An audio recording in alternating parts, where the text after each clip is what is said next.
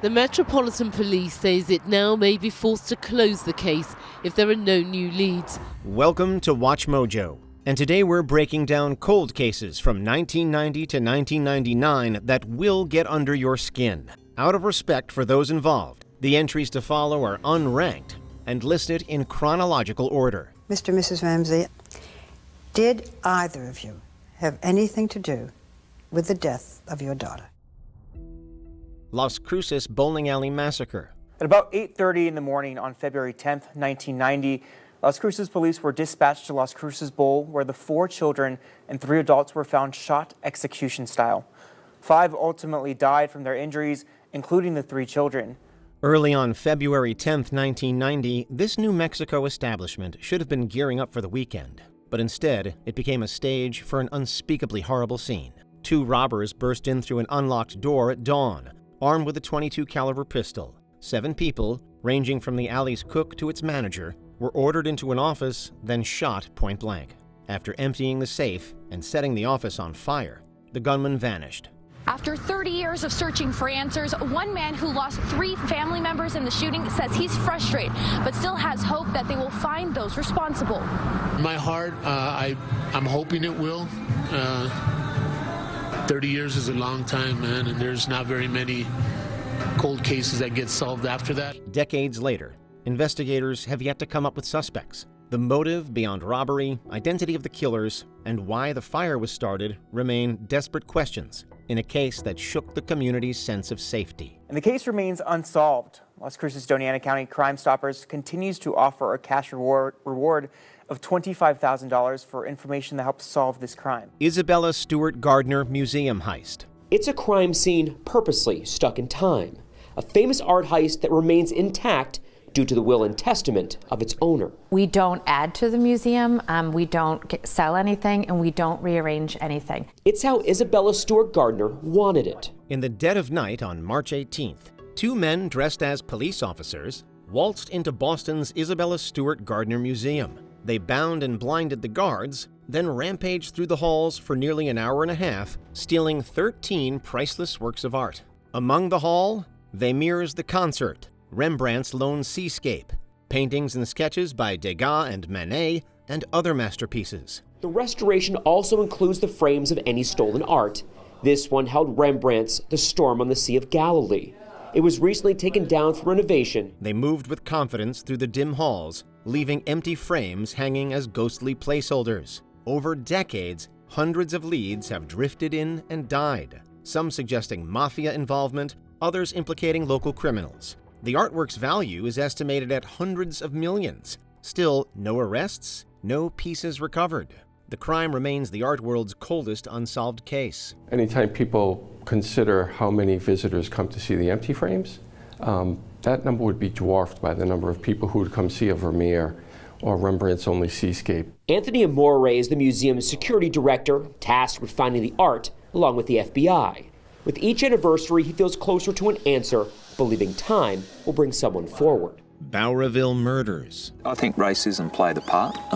People couldn't identify with it. The situation didn't relate to it. The marginalised group of people in a small community, Indigenous people, and the greater community thought, well, it wouldn't happen to us, that's happened to them, and I don't think people could actually relate to it, as sad as that is, but I think that is a reflection of our attitudes. On the rural edge of Bowraville, a small Aboriginal community was shattered by the disappearance and deaths of 3 children. Teenagers Colleen Walker-Craig and Clinton Speedy DeRoe, and toddler Evelyn Greenup. Between September 1990 and February 1991, each vanished after parties along the same street. 2 of the children's bodies were later found in bushland, while Colleen's remains have never been recovered. On the night Clinton Speedy disappeared, he was seen with a man named Jay Hart.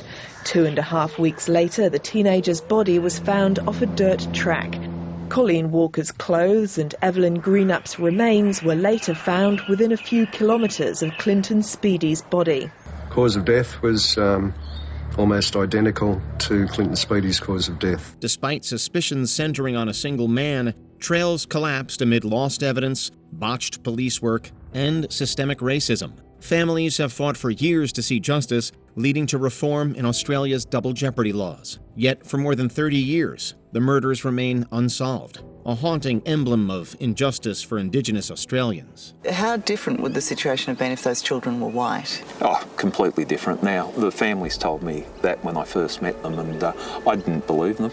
And now I know what they say is 100% true. The response would have been different, not just from the police, but the community. There would be anger, there would be outrage that 3 children in the community could be murdered. Jackie McAllister and Brian Major. This police videotape was shot in Ontario, Canada, 13 hours after a brutal double murder. The place, the Blind River rest stop, just 85 miles from the U.S.-Canadian border on Highway 17. Late night, June 28, 1991, Gordon "Gord" McAllister, 62, and his wife Jackie, 59, pulled into a rest stop in Blind River, Ontario, planning nothing more than to get some rest inside their RV. Just before 1 a.m., a supposed police officer pounded on their window, insisting they move. When Jackie opened the door, the ordeal began. Robbery demands, threats, and gunfire. Oh my God! I'm gonna rob you, then I'm gonna kill you. Oh God! Get your things, get them in the purse. Get your purse. We'll give him the money Please, and please. he'll go away.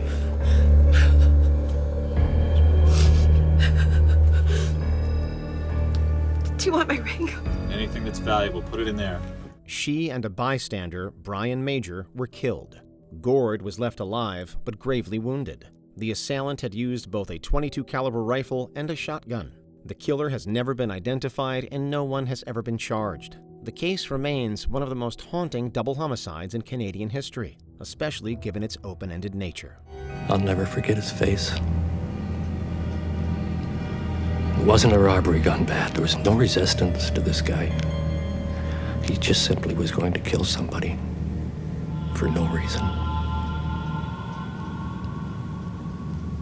I thought he was going to come after me because I'm sure that he knows I'm the only one that can identify him. The I-70 killer. Yes, 1 to 8th in Indianapolis, and then across, I'm going to say it's probably about 350 miles to Wichita, Kansas, and then back to Terre Hill, Indiana on the 27th of April, and then St. Charles, Missouri. In the spring of 1992, a faceless predator haunted the quiet strip malls of America's heartland. The so-called I-70 killer left a trail of bodies in Indiana, Missouri, and Kansas, striking small specialty shops during slow afternoon hours. His victims were almost always petite young women working alone, executed with a single shot to the head from a .22 caliber pistol. Well, this particular person is mobile, is quite obvious, so that makes it very difficult to catch someone like that. But we do have the capability of comparing our notes with those of the investigators in other cities. A 4-state alert is currently in place for the gunman, who authorities now believe may be a hitchhiker. Investigators believe he may have killed at least 6 people, possibly more. Witnesses describe a wiry Caucasian man with reddish hair and cold eyes who slipped back onto the interstate after each killing, vanishing into terrifying anonymity. Despite composite sketches, countless tips, and decades of police work, this bloodthirsty highway phantom has never been caught. The motivation for his crime would have been purely homicidal. On Tuesday, Rhodes will kick off her year of investigating the case by joining detectives from the other cities the killer struck. Her department is hosting a 2-day conference so they can share information, just as they did years ago. Stephen Lawrence. It's a quarter of a century since his son was murdered because of the colour of his skin. Going to the spot where the attack happened is so emotionally draining for Neville Lawrence. This is the only visit he will make to mark the anniversary. On an ordinary April night in 1993, Stephen Lawrence, a black teenager, stood at a bus stop with a friend in the district of Eltham. A gang of white assailants approached, hurling racial abuse before surrounding him. Stephen was stabbed in a brutal, unprovoked attack, and then he ran, bleeding, before collapsing and dying soon after. For decades, justice was elusive amid bungled police work, systemic bias, and legal loopholes. The original suspects strutted and grinned when they appeared at the public inquiry. It would be 18 years before 2, David Norris and Gary Dobson, would be convicted. In 2012, 2 of the attackers were finally convicted, but the majority involved in the assault remain unaccountable. The scars of the case stretch far beyond southeast London. The law changed, the police were reformed, but the full truth has never been revealed. When these racist guys decided to kill my son, they didn't realize what they were doing. Instead of killing my son, they've destroyed their own lives, and they've made my son into a legend. Lindsay Reimer. While detectives say it's far too early to talk about the success of last night's operation, they are convinced just one piece of information could throw this investigation forward. If that piece of information is hidden in the bundles of statements taken last night, then the net could be closing in on Lindsay Reimer's killer. On a November evening in 1994, 13-year-old Lindsay Jo Reimer left home to buy cornflakes. She was last seen on CCTV at about 10:22 p.m., leaving a supermarket in Crown Street, Hebden Bridge. Her body was discovered months later in the Rochdale Canal, weighted down by a concrete boulder. Cause of death? Strangulation. Investigators believe the killer was someone local, likely known to Lindsay. I'm going to look at the extent of the inquiry from November the 7th, 1994, right up to today. The amount of people that have been spoken to, the amount of areas that have been visited, the searches that were done. My belief is that, yeah, quite possibly, we've spoken to or we're aware of Lindsay's killer. Despite over 5,000 interviews, hundreds of witness statements, and DNA profile obtained in 2016, no suspect has been charged. Relevant parties have repeatedly appealed for more information over the years, with little success. Somebody committed a massive crime that had an impact not just on us, but on the whole community of Hebden Bridge. And they've gone free. Amber Hagerman. Yeah, and Arlington PD investigators who were here 20 years ago say they remember this case like it was just yesterday, and they say they are not giving up. Members of the Amber Hagerman task force believe that someone out there knows something. 9-year-old Hagerman was riding her bike near her grandparents' home in Arlington, Texas on January 13, 1996, when she was abducted. Witnesses saw a man in a black pickup grab her. Her body was found 4 days later in a creek a few miles away. Despite thousands of tips, no suspect has ever been identified. Now, we spoke with Amber's mother, Donna Williams, this time last year. I'm not going to give up hope. We're going to catch him one day. No mom should have to go through what I went through and I'm still going through. Her case inspired the creation of the eponymous Amber Alert system, now widely used across the U.S. and in other countries around the world.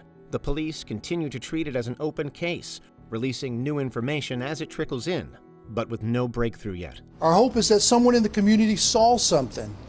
Maybe they didn't come forward 25 years ago out of fear or not wanting to get involved. Whatever reason, we need folks to search their minds and bring forward anything that may be value to our investigation. JonBenét Ramsey. If you could say something to JonBenét now.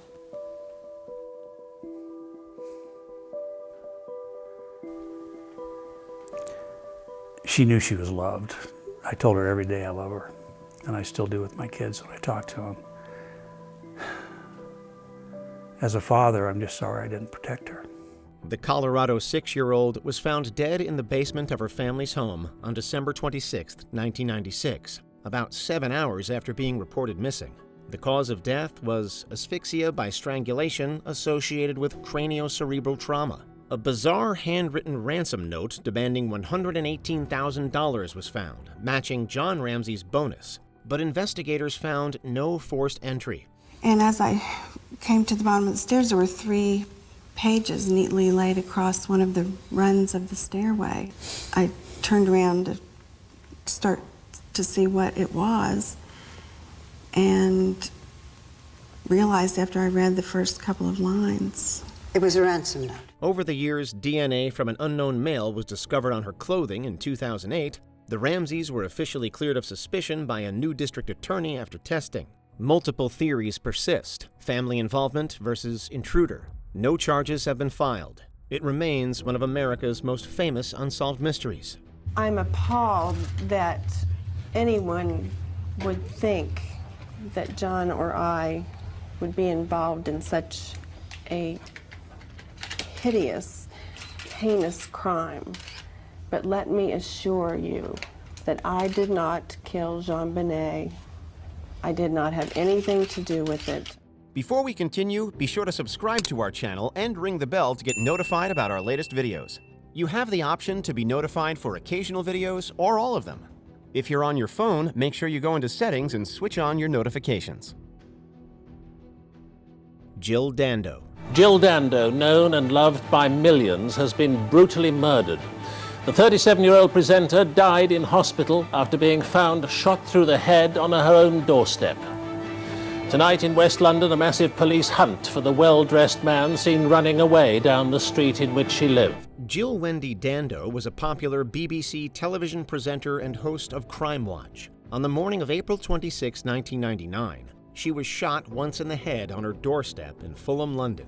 The bullet was fired at point-blank range, apparently with a converted blank-firing 9mm pistol pressed close to her head. Neighbours who found her dying on her doorstep had heard a scream and seen a well-dressed man hurrying away down the street.